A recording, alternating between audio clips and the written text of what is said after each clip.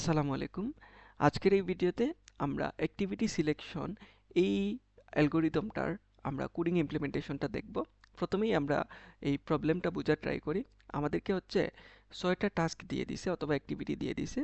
এই অ্যাক্টিভিটিসগুলোর মধ্যে থেকে আমাকে maximum number of activities select করতে হবে যেগুলো একটা আরেকটাকে ওভারল্যাপ করবে না। ওভারল্যাপ করা মানে কি?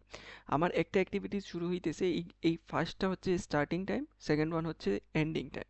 তো আমার এই অ্যাক্টিভিটিটা শুরু হচ্ছে ১ সেকেন্ডে, তো ওইটা হচ্ছে বা ১ মিনিটে ধরে নেই, শেষ হচ্ছে ৪ নাম্বার মিনিটে।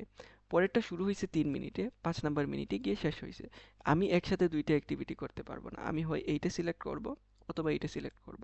২ টার মধ্যে যেকোনো একটা সিলেক্ট করতে পারবো। আমি চাইলেও ২ টা একসাথে সিলেক্ট করতে পারবো না। তো এই ক্ষেত্রে আমি যখন অ্যাক্টিভিটি সিলেক্ট করব, তখন আমি হচ্ছে সর্বোচ্চ কয়টা অ্যাক্টিভিটি সিলেক্ট করতে পারি এটাই হচ্ছে আমাকে কোয়েশ্চনে বলে দিবে। তো আমি এখান থেকে একটু দেখার ট্রাই করি। মনে করি আমরা এইটা সিলেক্ট করলাম, তাইলে এইটা সিলেক্ট করতে পারবো না, এইটাও সিলেক্ট করতে পারবো না, এইটা সিলেক্ট করতে পারবো কারণ এইটা ১ সেকেন্ডে ১ মিনিটে শুরু হইছে, ৪ মিনিটে গিয়ে শেষ হইছে। ওইটা ৫ মিনিটে শুরু হইছে, ৭ মিনিটে গিয়ে শেষ হইছে। ২ টা সিলেক্ট করলাম। তারপরে ৭ মিনিটে শুরু হইছে, ৮ মিনিটে শেষ হইছে। ওইটাও শুরু আমরা নিতে পারবো। একসাথে ২ টা হইতেছে না। ওইটা শেষ হইছে, তারপরে এইটা স্টার্ট করছি। তারপরে আমাদের মোট ৩ টা হইলো। তারপরে ৮টা ৮, ৯ এইটাও আমরা সিলেক্ট করতে পারবো। কারণ ওইটা ৮ এ শেষ হইতেছে, এইটা ৮ এ আ শুরু হইতেছে এবং ৯ এ শেষ হইতেছে। তো আমরা এইটা সিলেক্ট করতে পারবো। তো আমাদের মোট আনসার আসার কথা ৪, যদি আমরা ঠিকমতো ক্যালকুলেট করে থাকি। তো এর বেশি অ্যাক্টিভিটি আপনি কোনোভাবেই ম্যানেজ করতে পারবেন না। এখন আমরা দেখি এটাকে আমরা কোডে কিভাবে ইমপ্লিমেন্ট করব। প্রথমেই আমরা হচ্ছে নাম্বার অফ অ্যাক্টিভিটিকে ইনপুট হিসাবে নিয়ে নিব। তারপরে আমাদের এই যে activity starting time, ending time এই অনুযায়ী দিতেছে। তো আমরা একটা কাস্টম ডাটা টাইপ ক্রিয়েট করে নিব। কাস্টম ডাটা টাইপ আমাদের হচ্ছে অ্যাক্টিভিটি নামে একটা ডাটা টাইপ ক্রিয়েট করে ফেললাম। তারপরে আমরা কি করব? আমরা হচ্ছে প্রতিটা অ্যাক্টিভিটির জন্য ২ টা জিনিস লাগবে, স্টার্টিং টাইম, এন্ডিং টাইম। এটা আমি একটা ২ টা ইন্টিজারের মধ্যে নিয়ে নেই। ইন্ট st মানে স্টার্টিং টাইম, et মানে এন্ডিং টাইম আমি বুঝাইতেছি। ২ টার স্টার্টিং টাইম এবং এন্ডিং টাইম আমি ডিক্লেয়ার করে নিলাম। তারপরে আমি একটা অ্যারে নিব, অ্যাক্টিভিটি যেটা ডাটা টাইপ হবে অ্যাক্টিভিটি। প্রতিটা অ্যারেতে আমার স্টার্টিং টাইম থাকবে, এন্ডিং টাইম থাকবে। আর ওই অ্যারেটা আমি নাম দিতেছি b এবং সাইজ n সাইজের একটা অ্যারে। আমি ভেক্টর দিয়ে জাস্ট অ্যারেটাই ডিক্লেয়ার করলাম। ওকে, এখন আমরা ফর লুপ চালাবো, n পর্যন্ত যাব এবং প্রতি ক্ষেত্রে আমরা হচ্ছে ইনপুট নিব। b এর i তম ইন্ডেক্সে c ইন করব। প্রথমে আমরা ইনপুট নেওয়ার জন্য c ইন লিখব। তারপরে b এর i ডট st আমরা প্রথমে স্টার্টিং টাইমটা নিলাম। তারপরে b এর i ডট et আমরা হচ্ছে এন্ডিং টাইমটা নিলাম। এখন আমরা starting time, ending time input হিসেবে নিয়ে নিয়েছি। এই ব্র্যাকেটটা আমরা চাইলে না দিতেও পারি, কারণ আমাদের ফর লুপে ২ টা লাইন লিখি না, একটা লাইন লিখলে আমাদের ইনপুট এরকম দিতে হয় না, ব্র্যাকেটটা দিতে হয় না। ওকে, আমরা আমাদের ইনপুট নেওয়া শেষ। এখন আমরা হচ্ছে আমাদের কাজ শুরু করতে হবে। আমরা এই কাজ করার জন্য আমরা হচ্ছে এই যে এন্ডিং টাইমটাকে আমি ডিসেন্ডিং অর্ডারে সাজাবো, অর্থাৎ সরি অ্যাসেন্ডিং অর্ডারে সাজাবো। আমি হচ্ছে যেইটা ছোটো, যার এন্ডিং টাইমটা আগে আছে ওইটাকে আমি আগে নিয়ে আসবো। যার এন্ডিং টাইম আগে আছে ওইটাকে আগে নিয়ে আসলে আমার অটোমেটিক্যালি এই অ্যালগরিদমিক প্রবলেমটা সলভ হয়ে যায়। তো আমরা কি করব? আমরা হচ্ছে সর্ট করব বি ডট বিগিন থেকে বি ডট ইন পর্যন্ত, এবং আমাদের এই সর্টটা হবে একটা কাস্টম সর্ট। সেই কাস্টম সর্টের জন্য আমরা ফাংশনটা লিখি। আমরা হচ্ছে এন্ডিং টাইমের, সরি, আমাদের প্রত্যেকটা অ্যাক্টিভিটিতে ২ টা করে আইটেম আছে, স্টার্টিং টাইম এবং এন্ডিং টাইম। আমরা এন্ডিং টাইমটাকে ডিসেন্ডিং অর্ডারে সাজাইতে চাই, অর্থাৎ এন্ডিং টাইম পরেরটা হচ্ছে, মানে আমরা এইভাবে সাজাইতে চাই, ইটি ইটি 1 ইজ লেস দেন ইটি 2, এইরকম একটা আমরা সাজাইতে চাই। তো এইটা সাজানোর জন্য আমরা কি করব? আমরা কাস্টম একটা ফাংশন লিখব, বুলিয়ান, যেটা রিটার্ন টাইম হবে বুলিয়ান। কাস্টম সর্ট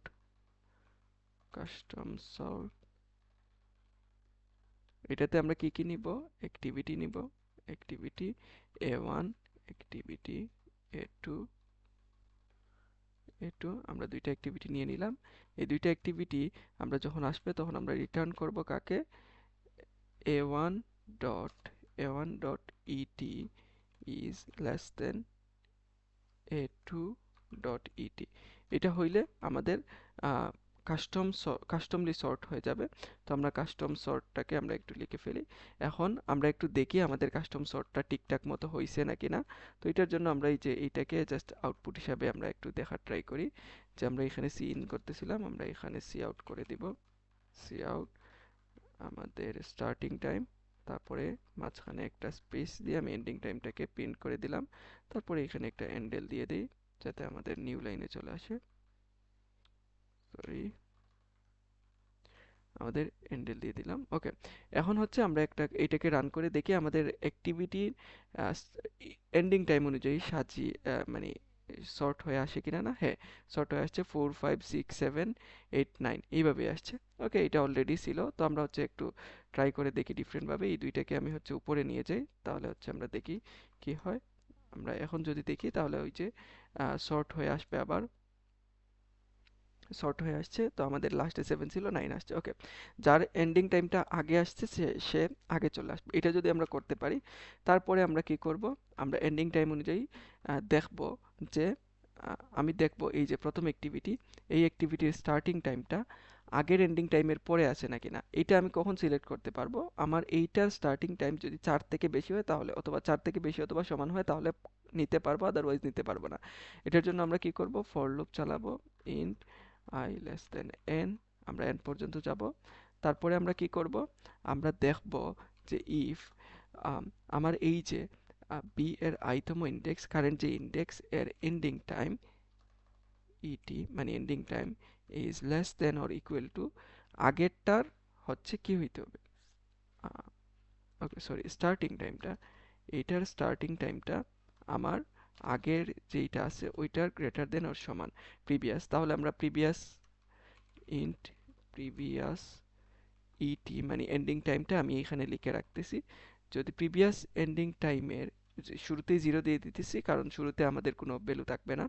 ওকে, তাহলে আমাদের শুরুটা প্রথমটা অটোমেটিক্যালি সিলেক্ট হয়ে যাবে। তাহলে আমরা কি করব, বি এর আই, সরি বি এর আই না, এই যে প্রিভিয়াস ইটি, প্রিভিয়াসের এন্ডিং টাইম থেকে যদি আমার বড় অথবা সমান হয় তাহলে আমি হচ্ছে এই অ্যাক্টিভিটিটাকে সিলেক্ট করব। তাহলে আমরা এই যে আরেকটা ইন্টিজার নিয়ে নেই, সিলেক্টেড নামে ইজ ইকুয়াল টু 0 দিয়ে দিই। আমাদের সিলেক্টেডের কাউন্টটা প্লাস হবে, সিলেক্টেড প্লাস প্লাস, আর কি হবে, আর হচ্ছে আমাদের প্রিভিয়াস টাইমটা আপডেট হবে, previous ending time is equal to হচ্ছে যে আমাদের এই যে বি এর আই ডট ইটি এটা হবে। ওকে, এতটুকুই যদি আমরা লিখতে পারি, আর লাস্টে আমরা যদি সি আউট করে দেই সিলেক্টেড, তাহলে আমাদের যদি সব কিছু ঠিকঠাক মতো লিখে থাকি তাহলে 4 আমাদের যে অ্যান্সারটা ওইটাই আউটপুট আসার কথা। লেটস সি, আমি এইগুলা আননেসেসারি জিনিসগুলা আমি মুছে দিচ্ছি। হ্যাঁ, আমাদের 4ই আউটপুট আসছে, এবং এই জিনিসটা আপনার হচ্ছে আরো বড় প্রবলেমের জন্য এই জিনিসটা সুন্দরভাবে কাজ করবে। এবং এতটুকুই ছিল আমাদের এই যে অ্যাক্টিভিটি সিলেকশনের ভিডিও। এই ভিডিওটা আসলেই অনেক ইজি, আপনি যদি আম, একটু ভালো করে দেখেন এই জিনিসটা আসলে আহামরি কঠিন কিছু না। আমি ইনপুটগুলো নিতেছি, তারপরে আমি হচ্ছে সর্ট করতেছি, কাস্টম একটা সর্ট ফাংশন ইউজ করছি। এই জায়গাটা একটু আম, কি মনে হইতে পারে কনফিউজিং, বাট এটা আসলে কনফিউজিং কিছু না। জাস্ট এক লাইনের একটা ফাংশন, একটা ফাংশনের ভিতরে জাস্ট একটা লাইন লিখছি ওইটাই। তারপরে হচ্ছে এইটা হচ্ছে নর্মাল একদম প্রোগ্রামিংয়ের একদম নর্মাল একটা লুপ।